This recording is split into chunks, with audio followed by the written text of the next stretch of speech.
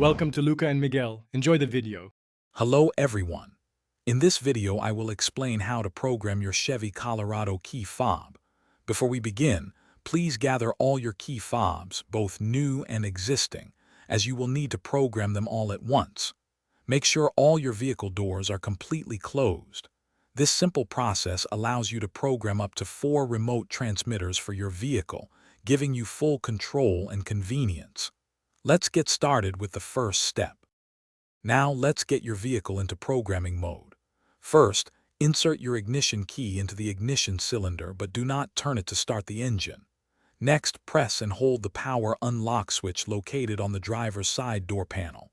While still holding the unlock switch, turn the ignition key to the on position, then off, and then on and off again. Finally, release the door unlock switch. You should hear the door lock cycle, confirming you are in programming mode. With your vehicle in programming mode, it's time to sync your remotes. Take one key fob and simultaneously press and hold both the lock and unlock buttons. Continue holding these buttons for approximately 15 seconds. You will hear the door lock cycle again, indicating that this remote has been successfully programmed.